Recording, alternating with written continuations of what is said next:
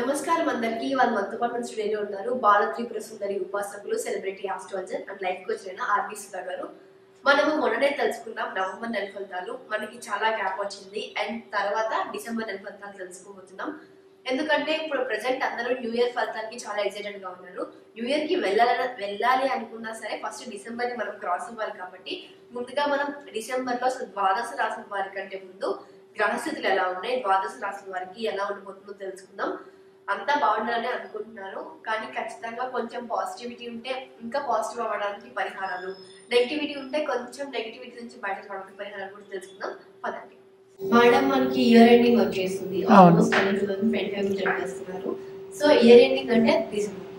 So December లో అసలు ద్వాదశ రాశి వారికి ఎలా ఉన్నాయి, అందుకంటే ముందు ఫస్ట్ గ్రహస్థితులు ఎలా ఉంటే ఎక్స్ప్లెయిన్ చేయండి. తప్పక మనం చూసామంటే ఎప్పటికైనా మనం గోచారమే ఫస్ట్ మాట్లాడుకోవాలి. ఎందుకంటే రాశి ఫలితాలు మాట్లాడుకున్నప్పుడు సో అందరూ చాలా మంది ఎదురు చూస్తున్న ఒక సబ్జెక్ట్ కూడాను. అందులో ఇయర్ ఎండింగ్ అంటే మనకి ఎంజాయ్ చేయాలి నెక్స్ట్ ఇయర్ అన్నట్టే అందరూ అనుకుంటూ ఉంటారు. సో ఫస్ట్ ఏంటంటే గ్రహస్థితి చూద్దాం, గోచారం చూద్దాం ఎలా ఉందో. మనకి తెలిసిన విషయం ఏంటంటే శని ఏమో వక్రించడం అంటే నవంబర్ నుంచి డైరెక్ట్ అయిపోయాడు. సో కుంభంలో ఉన్నారు, మేజర్ ప్లానెట్ కదా ఆయన. సో శనీశ్వరుతోనే మొదలెడుతున్నారు అనమాట. రాహు ఏమో మనకి మీనంలో ఉన్నారు, కేతు ఏమో మనకి కన్యలో ఉన్నారు. ఈ నెల అంతా కూడా అక్కడే ఉంటున్నారు. అలాగే జూపిటర్ అంటే గురువు ఏంటంటే రిట్రోగ్రేడ్ లో ఉన్నారనమాట, ఆయన వృషభంలో ఉన్నారు.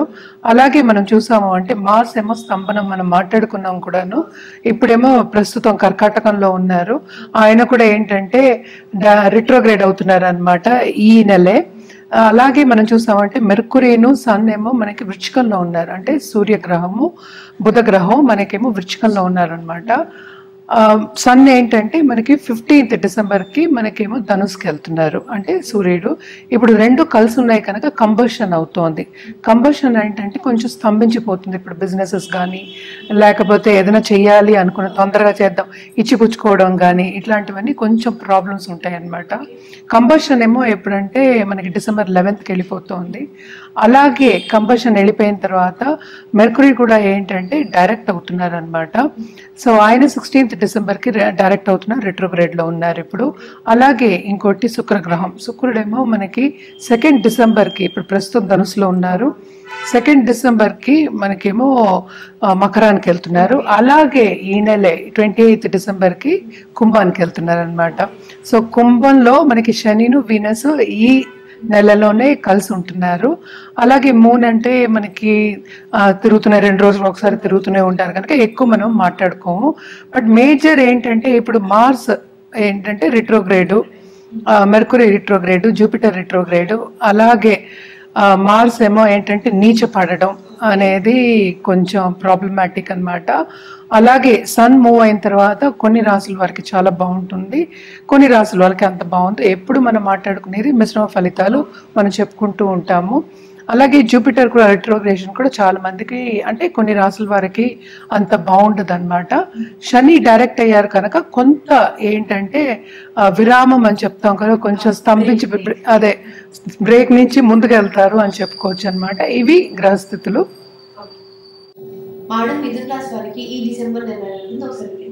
తప్పక మిథున రాశి వాళ్ళకి కూడా మిశ్రమ ఫలితాలు చెప్పుకోవాలి. ఎందుకంటే ఈ రాశికి అధిపతి ఏమో రిట్రోగ్రేషన్లో ఉన్నారు, ఆయన డైరెక్ట్ అవుతున్నారు అనమాట. 16th డిసెంబర్కి డైరెక్ట్ అవుతున్నారు. అలాగే చూసాము అంటే 2nd ఇంట్లో ఏమో మార్స్ ఏమో నీచపడి ఉన్నారు, అంటే 11th లార్డ్ నీచపడి ఉన్నారు. కొన్ని జాతకాల్లో నీచభంగ రాజయోగాలు ఉంటే అవన్నీ చూసుకుంటే కానీ మనకి వ్యక్తిగత జాతకం పరిశీలిస్తే కానీ మనకి తెలియాలి. సో ఎప్పటికైనా మనం ముందు నుంచి చెప్పేది అదే, జాతకం పరిశీలించుకుంటే కానీ చెప్పలే. మనం జనరల్గా రాశి గురించి మాట్లాడుకుంటున్నాం కనుక మనం చూసాము అంటే 10th లార్డ్ మనకేమో 12th లో పడ్డాడు. అంటే ఏంటి, దూరదేశంలో ఉండి ఉద్యోగం చేసుకున్న వాళ్ళందరికీ మంచి తరుణం అని చెప్పుకోవాలి. 2nd హౌస్లో మార్స్ ఉన్నారు కనుక తప్పక ఏంటంటే దాంపత్య జీవితంలో అంత అనుకూల పరిస్థితి అనేది నెలకొన్నదనమాట.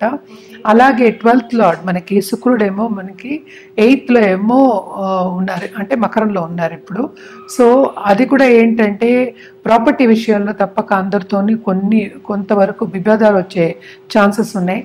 కానీ ప్లస్ పాయింట్ ఏంటంటే వీళ్ళు చాలా ఇంట్యూషన్ అనేది డెవలప్ అవుతుంది, స్పిరిచువాలిటీ అనేది ఎక్కువ డెవలప్ అవుతుంది, అలాగే కొత్త సబ్జెక్ట్ నేర్చుకోవాలి అనేది వీళ్ళకి ఎక్కువ ఉంటుందన్నమాట. అలాగే మనం చూసామంటే బిజినెస్ పీపుల్కి ఏంటంటే బాగుంటుందనే చెప్పుకోవాలి ఎంతవరకు, ఎందుకంటే డైరెక్ట్ అయిన తర్వాత చాలా బాగుంటుంది. అంటే ఏంటి, after second half of this month ఇంకా బాగుంటుందనే చెప్పుకోవాలి. కానీ మోస్ట్ ఇంపార్టెంట్ అందరూ ఎదురు చూసేది ఏంటంటే ఖర్చు అంటాం. వీళ్ళకి విపరీతమైన ఖర్చు ఉంటుంది. ఖర్చు ఉన్నప్పటికీ ఏంటంటే వీళ్ళకి కూడా మంచి ఖర్చు అని చెప్పుకోవాలి. ఎందుకంటే అలాగే ఫారిన్ ట్రావెల్ వచ్చే ఛాన్సెస్ ఎక్కువ కనిపిస్తున్నాయి దేని మూలాన్ని, బిజినెస్ పరంగా. అలాగే కెరియర్ పాత్లో చేసే ఉద్యోగం కానీ చేసే పనిలో కానీ కెరియర్ విస్తరిస్తుంది, కెరియర్ ముందుకు సాగాలి అనే ప్రయత్నాలు, ఆపర్చునిటీస్ని ఫారిన్ టచ్ వచ్చే ఛాన్సెస్ ఎక్కువ కనిపిస్తున్నాయి అన్నమాట. అలాగే మనం చూసామంటే 9th హౌస్లో శని ఓన్ హౌస్లో ఉన్నారు, అంటే 9th లార్డ్ 9th హౌస్లో ఉన్నారు, అదొక ప్లస్ పాయింట్ అనమాట. సో తప్పక ఏంటంటే వీళ్ళకి లాభం, అలాగే ఏంటంటే లాభంతో కూడిన పని, శ్రమ అని చెప్తూ ఉంటాం కదా, ఇవన్నీ ఎక్కువ కనిపిస్తున్నాయి డిసెంబర్ నెలలో. తప్పక వీళ్ళు ఏంటంటే ఖరీదైన వస్తువు తప్పక కొనుక్కుంటారు, దాని మీద ఖర్చు పెడతారు. అలాగే బిజినెస్ పీపుల్ అయితే మాత్రం తప్పక లోన్ తీసుకునే ఛాన్సెస్ అనేవి ఎక్కువ కనిపిస్తున్నాయి. అలాగే మనం చూసామంటే తోబుట్టువులు తప్పక పైకి వస్తారు. ఈ రాశిలో ఉన్న వాళ్ళ తోబుట్టువులు, వాళ్ళతో కలయిక ఉంటుంది, చక్కగా కలవడం, మాట్లాడుకోవడం, ఎంజాయ్ చేయడం అనేది ఈ నెలలో తప్పక ఉంటుంది, బాగుంటుంది ఆ విషయంలో అని చెప్పాలి. అలాగే కొత్తగా పెళ్లి కావాలి అని ప్రయత్నించే వాళ్ళందరికీ ఈ నెల అంత మంచి నెల కాదు అని వివరించాలన్నమాట. ఎందుకంటే సన్ వచ్చిన తర్వాత, 3rd లార్డ్ మనకి 7th వచ్చిన తర్వాత కొంతవరకు దాంపత్య జీవితంలో కూడా కొంతవరకు అనుకూల పరిస్థితి అనేది ఉండదు, చిన్న చిన్న మిస్అండర్స్టాండింగ్స్ అనేవి ఎక్కువ ఉంటాయి అన్నమాట. సో అదొకటి కాకుండా కొత్తగా పెళ్లి చేసుకుని ఇప్పుడు జీవితం స్టార్ట్ చేసే వాళ్ళందరికీ కూడా కొంచెం జాగ్రత్తగా ఉండాలి. అలాగే పెళ్లి చేసుకోవాలి అన్న వాళ్ళందరికీ బాగానే ఉంటుంది, కొంతవరకు మంచి వచ్చేవాళ్ళ అంటే పార్ట్నర్ వచ్చే సూచనలు కనిపిస్తాయి. అదేంటంటే కొంచెం ప్రయత్నించాలి, శ్రమ పడాలి, అప్పుడు నెలకొంటుందంటే స్టాండ్ అవుతుంది అని చెప్పుకోవాలన్నమాట. మోస్ట్ ఇంపార్టెంట్ ఏంటంటే మనకి 2nd మార్స్ నీచపడ్డం, అంటే కుజుడు నీచపడ్డం, అలాగే 11th లార్డ్ నీచపడ్డం అనేది కొంతవరకు మైనస్ పాయింట్ అన్నమాట. Even then to a certain extent ఏంటంటే లాభం వచ్చే చోట చేతికి అందదు, చేతికి అందేది నోటికి అందదేదో అంటూ ఉంటారు, సామెత చెప్తూ ఉంటారు. అలాగే సేవింగ్స్ అనేవి కొంచెం తక్కువ అయ్యే ఛాన్సెస్ కనిపిస్తున్నాయి. కానీ ఏంటంటే గవర్నమెంట్తో పని చేయించుకోవాలనే వాళ్ళందరికీ, ఎస్పెషల్లీ గవర్నమెంట్ కాంట్రాక్ట్ చేసుకునే వాళ్ళు, లేకపోతే గవర్నమెంట్ ఉద్యోగులు, వాళ్ళందరికీ కూడా చాలా బాగుంటుంది. Second half of this month చాలా బాగుంటుందని చెప్పుకోవాలి. అలాగే ఏంటంటే నిరుద్యోగులకి ఉద్యోగ అవకాశాలు second half of this month వస్తాయి, బాగుంటుంది. ఫారిన్ టచ్ అనేది వస్తుంది, అలాగే ఏంటంటే గవర్నమెంట్తో టచ్ అనేది వస్తుంది. ఉన్నత వ్యక్తులు, పాలిటీషియన్స్తో కలయిక అనేది ఉంటుందన్నమాట. Second half of this month ఈ రాశిలో ఉన్న పాలిటీషియన్స్ కూడా చాలా మంచి తరుణం అని చెప్పుకోవాలన్నమాట. సో నెక్స్ట్ ఏంటంటే మనం మాట్లాడుకోవాల్సింది హెల్త్. సో హెల్త్ పరంగా ఖర్చు పెట్టే ఛాన్సెస్ ఎక్కువ కనిపిస్తున్నాయి. ఎస్పెషలీ కొంచెం పెద్దల హెల్త్ కొంచెం జాగ్రత్తగా చూసుకోవాలి, ఇంట్లో ఉన్న పెద్దల హెల్త్. సో పరిహారం చేయడం అనేది వెరీ వెరీ ఇంపార్టెంట్ అన్నమాట. తప్పక బుధవారం గణపతిని ఆరాధించడం, అలాగే విష్ణు సహస్రనామం చదువుకోవడం, అండ్ ఆల్సో ఏంటంటే ఒక ముత్తైదువుకి ఎప్పటికైనా పిలిచి వాయనం ఇవ్వడం కానీ, లేకపోతే భోజనం పెట్టడం కానీ, అలా లేని పక్షాన ఎక్కడికైనా వెళ్ళి ముత్తైదువుకే కాకుండాను మన బయట ఉంటారు గుడిలో ఇవ్వడం కానీ, పూజారులు కానీ, పెద్దవాళ్ళకి మనం చెప్పేది, మనకి ఆశీస్సులు ఇచ్చే వాళ్ళకి తప్పక భోజనం పెట్టడం కానీ, వాయనం ఇవ్వడం కానీ, లేకపోతే దక్షిణ ఇవ్వడం కానీ తప్పక మంచిదన్నమాట. ఇవన్నీ చేసుకున్నప్పటికీ కొంతవరకు వీరికి ఊరట అనేది కలుగుతుంది. ఎందుకంటే ఎవరైనా మనకి వేచి ఉండేది ఏంటి, మనకి డబ్బు వస్తుంది, డబ్బుని ఖర్చు పెడదామని. సో వీళ్ళకి అధిక ఖర్చులు అనేవి ఎక్కువ కనిపిస్తున్నాయి కనుక తప్పక ఫైనాన్షియల్ ప్లానింగ్ చేసుకోవడం అనేది వెరీ ఇంపార్టెంట్ అన్నమాట. అలాగే ఈ రెమెడియల్ మెషర్స్ కూడా చేసుకుంటూ ఉండొచ్చు. నిత్యం చేసుకునే వాళ్ళు కూడా కొంచెం ఎక్కువ పూజలు చేసుకోవడం అనేది మంచిది ఈ నెల అంతాను, ఎస్పెషలీ ఈ రాశిలో ఉన్నవాళ్ళు. ఇప్పుడు చాలామంది ఏంటంటే నన్ను సంప్రదిస్తూ ఉంటారు, డేట్ ఆఫ్ బర్త్ లేదు, టైమ్ ఆఫ్ బర్త్ లేదు, ప్లేస్ ఆఫ్ బర్త్ లేదని సంప్రదిస్తూ ఉంటారు. కానీ ఏంటంటే దీంట్లోనే మనం ఒక పని చేయొచ్చు, అంటే హోరశాస్త్రం అనేది ఉందన్నమాట.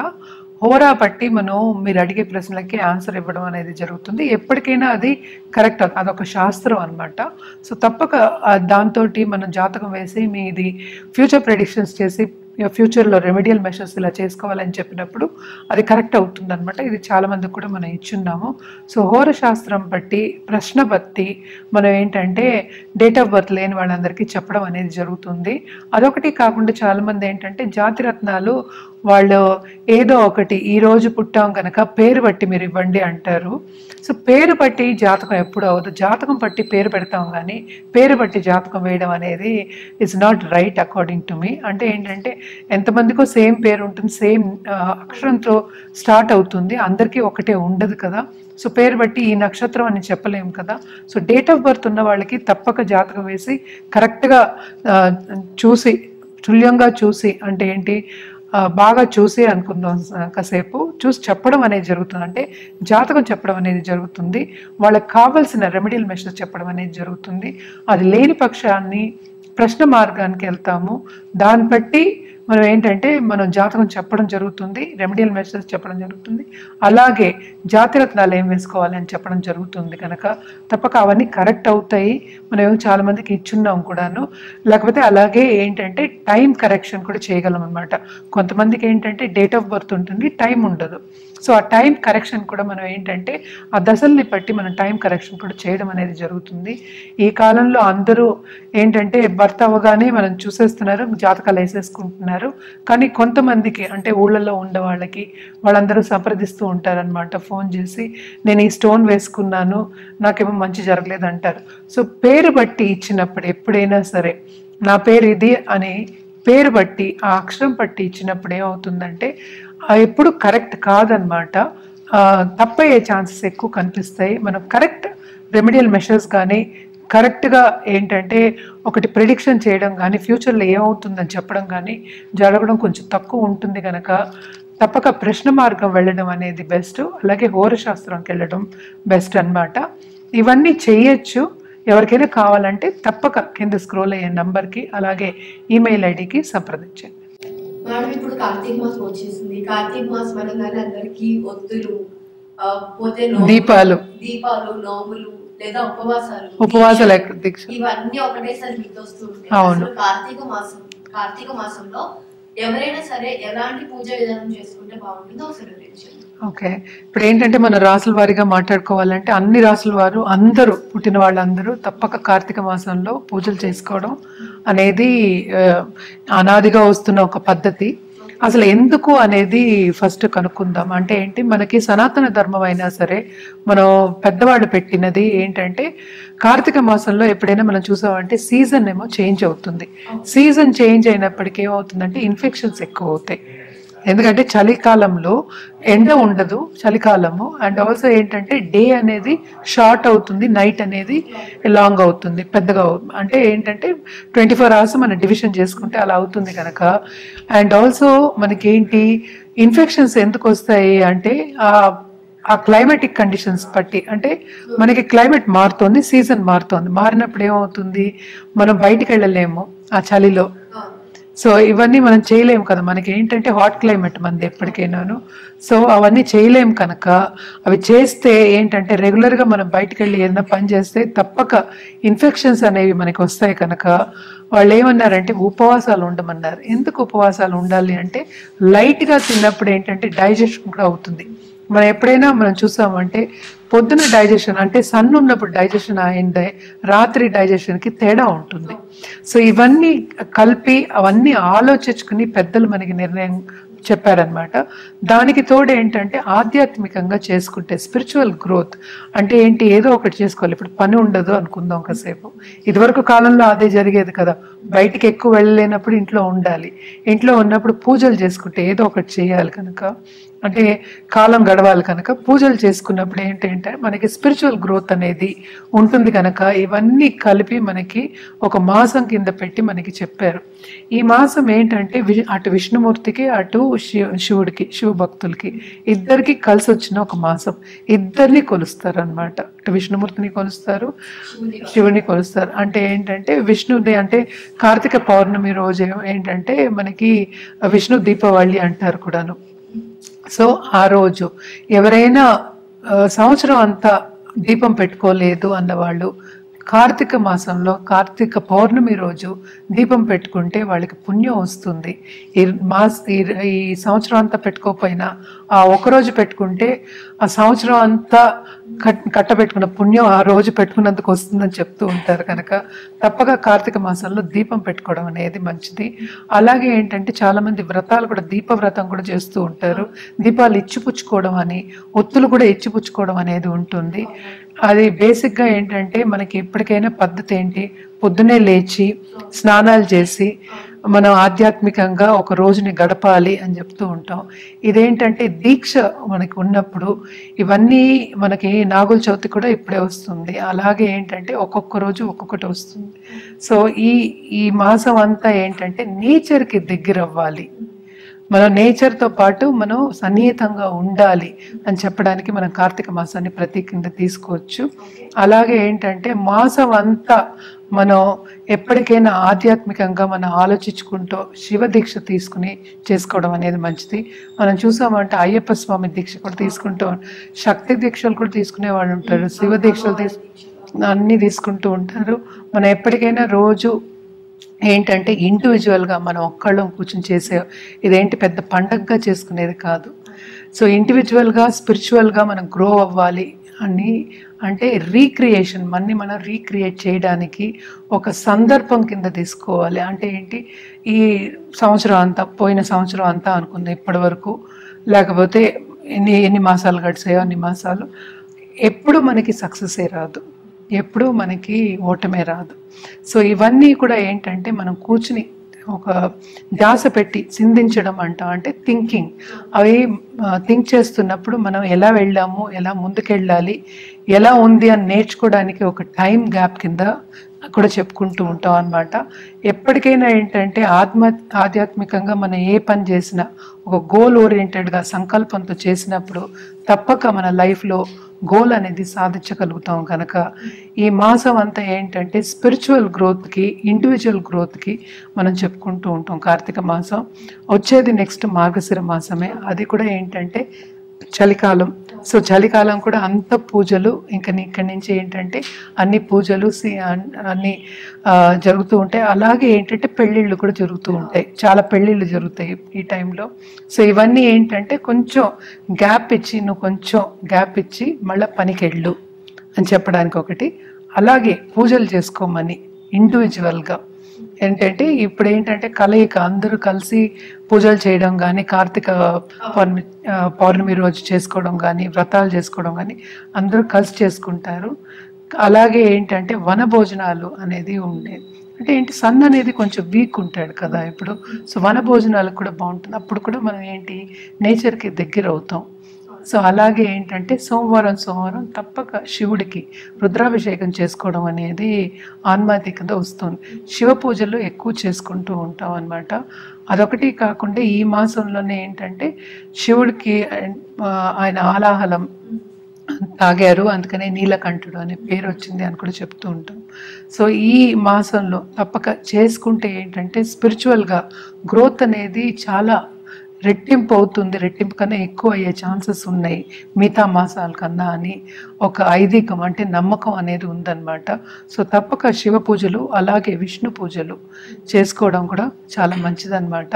ఇవన్నీ చేసుకుంటూ అందరూ స్పిరిచువల్గా గ్రో అవ్వాలి, వాళ్ళు అనుకున్నది సాధించాలి అని ఇవన్నీ చేసుకుంటూ ఉంటాం. అలాగే పెద్దలు కూడా చెప్తారు, వాళ్ళు ఇవన్నీ చేసినప్పుడు ఏంటంటే అలా బ్రాహ్మల్ బ్లెస్సింగ్స్, అంటే జూపిటర్ మనకి గురు బ్లెస్సింగ్స్ ఉంటాయి, అలాగే మన ఇంట్లో పెద్దవాళ్ళ బ్లెస్సింగ్స్ ఉంటాయి. అలాగే ఈ మాసంలో నేను అన్నట్టు పెళ్ళిళ్ళు కూడా చాలా జరుగుతూ ఉంటాయి, అందరిలో కలయిక అనేది ఉంటుంది. అలాగే ఏంటంటే మనకి స్పిరిచువల్ టాక్స్కి వెళ్ళడం కానీ, లేకపోతే ధార్మిక కార్యక్రమాల్లో పాల్గొనడం కానీ అవన్నీ జరుగుతాయి. ఇంకోటి ఏంటంటే పుణ్యనది స్నానం చేయాలి అని చెప్తూ ఉంటాం అన్నమాట. ఈ టైంలో తప్పక పుణ్యనది స్నానం చేసినప్పుడు కూడా ఏంటంటే మన ఆరా అనేది క్లెన్స్ అవుతుంది. క్లెన్స్ అయ్యి మనకేంటంటే కొత్త ఎనర్జీ అనేది, కొత్త ఉత్సాహం అంటాం అనమాట. దాని ఎనర్జీ అనేది వస్తుంది కనుక తప్పక ఈ మాసం అంతా సద్వినియోగం చేసుకోవడం అనేది మంచిది. అందరూ అంటే ఏంటి, ఆడవాళ్ళు చేయొచ్చు, అటు మగవాళ్ళు చేయొచ్చు, పిల్లలు కూడా చేసుకోవచ్చు. చిన్న చిన్న పూజలైనా వాళ్ళు చేసుకుంటారు. ఆధ్యాత్మికంగా ఎప్పటికైనా స్పిరిచువల్ గ్రోత్, రిలీజియస్ గ్రోత్ ఇవన్నీ ఉంటాయి కనుక కార్తీక మాసం మనం ఎప్పుడు విశేషంగా మనం చేసుకుంటూ ఉంటాం అన్నమాట. వ్రతాలు చేసేవాళ్ళు సత్యనారాయణ వ్రతం కూడా చేసుకుంటూ ఉంటారు కార్తీక మాసంలో. సో అటు విష్ణుమూర్తికి, ఎందుకంటే ఇటువరకు దెబ్బలాడుకుంటూ ఉండేవాళ్ళు, అంటే ఏంటి విష్ణుమూర్తి ఎక్కువ శివుడు ఎక్కువ అని. ఏ రూపమైనా ఎప్పటికైనా మనం మాట్లాడుకుని నిరాకారమే, ఏ రూపమైనా ఒకటే, అందరూ దేవుళ్ళే కదా. సో ఇద్దరికి కలయిక అనేది కార్తీక మాసం కనుక తప్పక అటు విష్ణు భక్తులు అటు శివ భక్తులు అందరూ కూడా ఏంటంటే చేసుకుంటూ ఉంటారనమాట. అందరూ కలిసిమెలిసి చేసుకోవడం అనేది ఆన్వాయితీగా వస్తుంది. సో తప్పక ఏంటంటే ఇవన్నీ చేసుకుంటే మనకు కూడా గ్రోత్, స్పిరిచువల్ గ్రోత్ అనేది ఎక్కువ ఉంటుంది. అండ్ ఆల్సో మనని రీసెంటర్ చేసుకోవడం. ఇప్పుడు మనం లా ఆఫ్ అట్రాక్షన్లో మాట్లాడుకున్నప్పుడు కూడా ఏంటంటే మనకు కావాల్సింది మనం తెలుసుకోవాలి. ఆ తెలుసుకోవడం అలాగే దాన్ని సాధించడం మనకి తెలుసుకుంటే సాధించడం అనేది ఈజీ కనుక ఈ గ్రోత్, స్పిరిచువల్ గ్రోత్కి, పర్సనల్ గ్రోత్కి, పర్సనల్ డెవలప్మెంట్కి ఈ మాసం, ఈ ధ్యానం కూడా చేసుకుంటూ ఉంటారు ఈ మాసంలో. సో ఇవన్నీ చేసుకోవడం అనేది చాలా మంచిది. చేసుకోలేని వాళ్ళు, మాసం అంతా చేసుకోలేని వాళ్ళు అట్లీస్ట్ ఒక్కరోజు అంటే కార్తీక పౌర్ణమి రోజు చేసుకోవడం కూడా చాలా ఉత్తమం అన్నమాట. సో తప్పక ఆ రోజు చేసుకుంటే మొత్తం పుణ్యం కట్టుకుంటా చేరువవుతుంది. పాజిటివ్ బ్యాంక్ బ్యాలెన్స్ అనేది పెరుగుతుంది. ఎప్పటికైనా మనం పాజిటివిటీని తీసుకోవచ్చు దాంట్లోంచి. తప్పక చేసుకోండి, బాగుంటుంది.